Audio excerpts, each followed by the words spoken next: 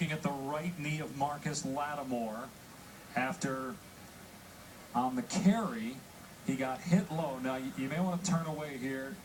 You're welcome to watch. It's not pretty. Lattimore with lathers on top. You see number 24 in white, Gordon, come racing in, helmet on knee. Yeah.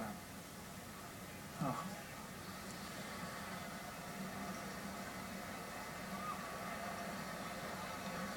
And again, last year was the left knee, a torn ACL against Mississippi State that cost him the rest of the year. He worked so hard to come back from that injury and was having a terrific season.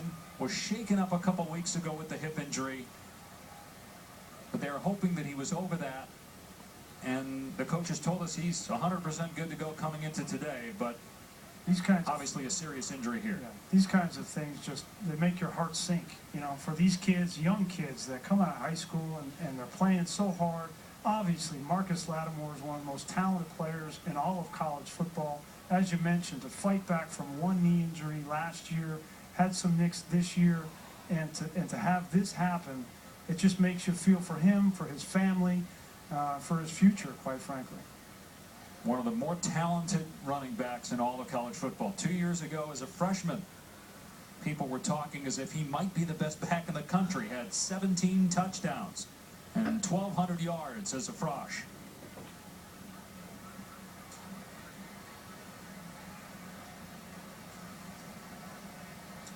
And they've been working on him now for a good 5 minutes. But they've got to get that immobilized, secured that knee.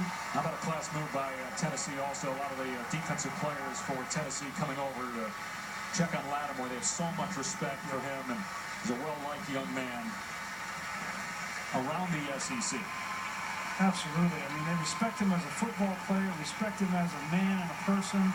His entire team, they just elected him captain. Right. You know, they had 4 seniors that were elected captain, and Marcus Lattimore was the only non-senior elected as a captain just this week. So much respect from the entire team for Marcus Lattimore. In fact, they were supposed to do that last week because they knew Lattimore was going to win. They said, let's go ahead and do it now. Let's vote now. They did, and Lattimore did win as the only non-senior captain, permanent captain, after they were going with alternate captains the previous 8 games.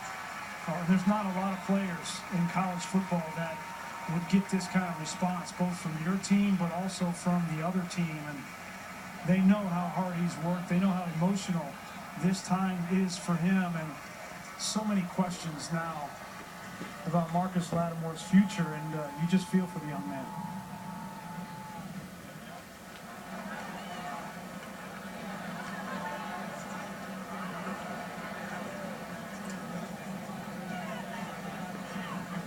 Some family members of Marcus from Duncan, South Carolina.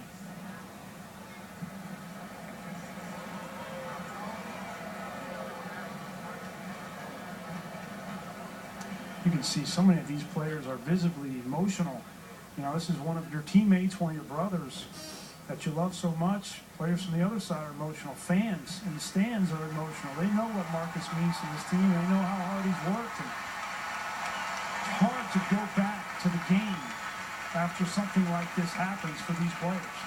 So how do the coaches handle this, especially Steve Spurrier, when it's your guy that has gone down, your leader, your best player? Well, you can't avoid the emotion of this. I mean, it's not just losing your best player.